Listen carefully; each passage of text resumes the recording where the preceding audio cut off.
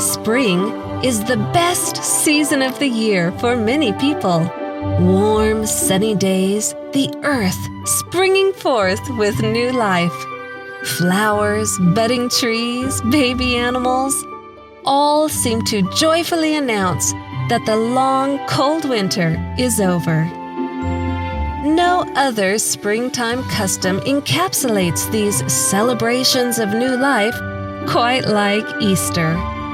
From baby animals to Easter eggs and Easter egg hunts, to sunrise Sunday services and more, Easter is a beloved tradition to many people.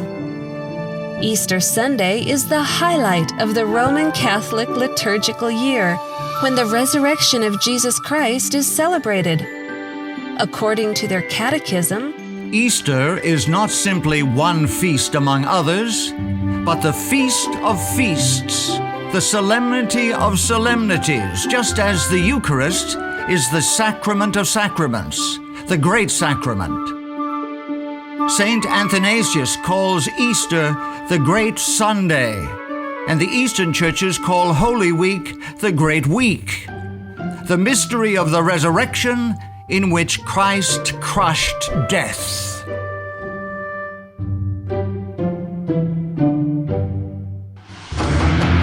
The origins of Easter, however, reveal that it flows directly from ancient paganism. Shortly after the flood, Nimrod re-established idolatry in the earth. After his death, Nimrod was promoted as the original sun god. His widow, Semiramis, was called the Queen of Heaven. Various cultures continued the idolatry of these original pagans under different names.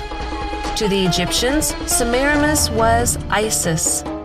To the Babylonians, she was Beltis, consort to the god Bel. To the Canaanites, she was Astarte. The Assyrians called her Ishtar. The worship of these goddesses involved occult fertility practices. These degrading rites were practiced even by the Israelites when in apostasy. Yahuwah clearly denounced any Israelite involvement in these pagan celebrations. Do you not see what they do in the cities of Judah and in the streets of Jerusalem? The children gather wood, the fathers kindle the fire, and the women knead their dough to make cakes for the Queen of Heaven. And they pour out drink offerings to other gods, that they may provoke me to anger. And he said to me, Turn again, and you will see greater abominations than they are doing. So he brought me to the door of the north gate of Yahuwah's house, and to my dismay, women were sitting there, weeping for Tammuz. Modern Easter has no basis in the pure religion of heaven. All of its traditions are pagan. Rabbits and dyed Easter eggs symbolize fertility. Hot cross buns were the cakes offered to the Queen of Heaven. The 40 days of weeping for Tammuz are now the 40 days of Lent leading up to Easter. Sunrise services were performed by pagan priests to honor the sun god. Celebration of Easter does not honor the death and resurrection of the Savior. Participation in pagan practices honors Satan.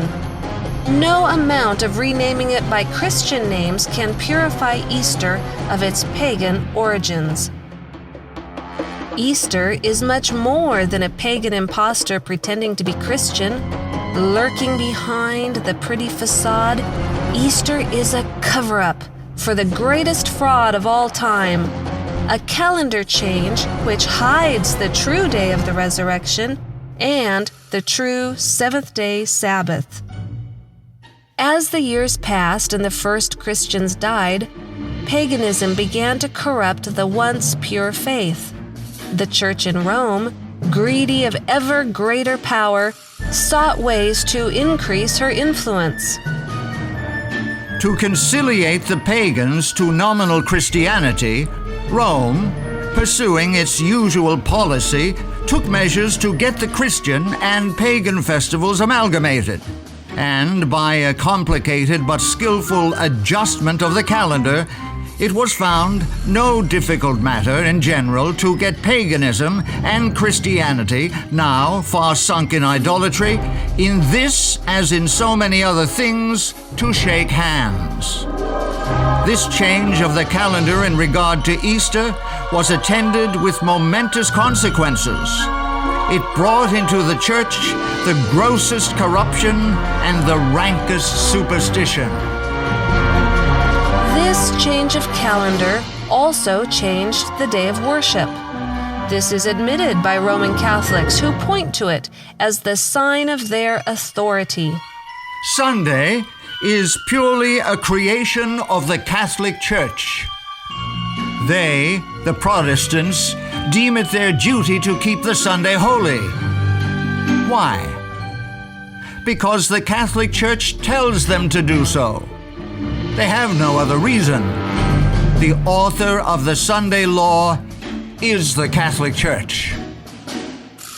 One Catholic bishop went so far as to state, It was the Catholic Church which made the law, obliging us to keep Sunday holy.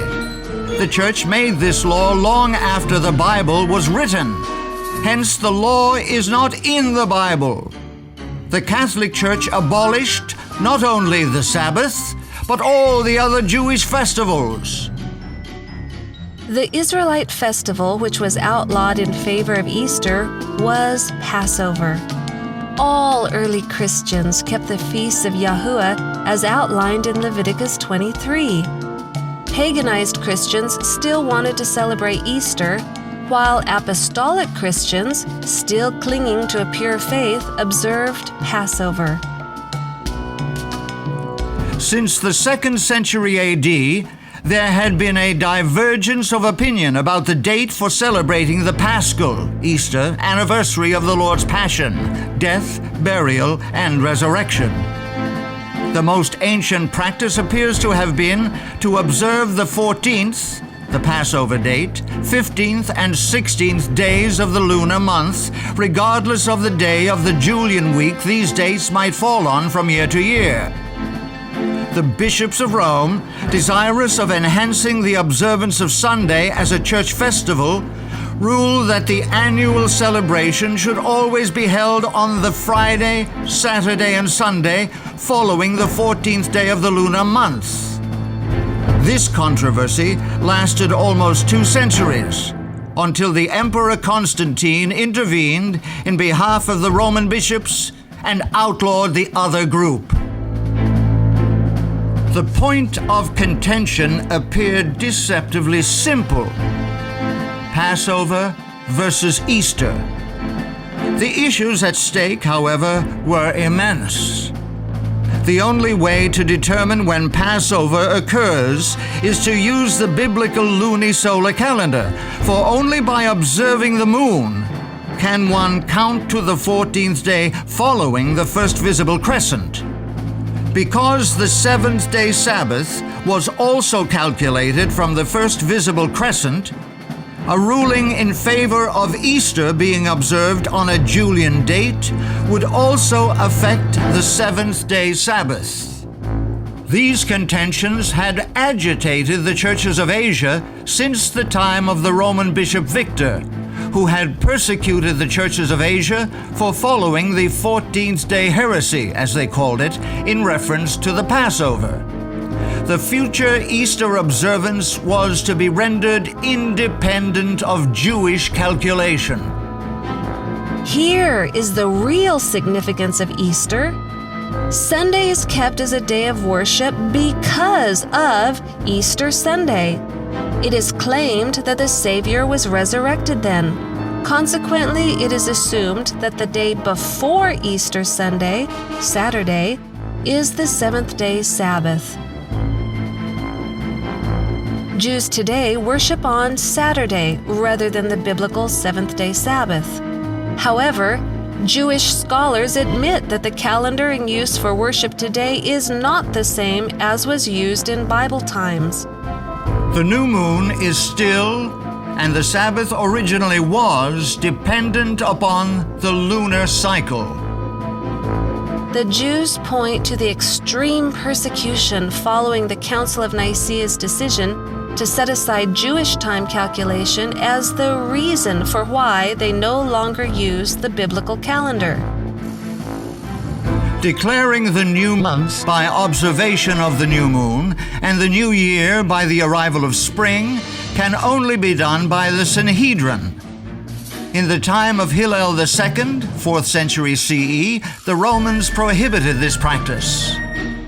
Jewish scholars understand that Christianity stepped free of its biblical roots when the pagan Easter was substituted for the true Passover.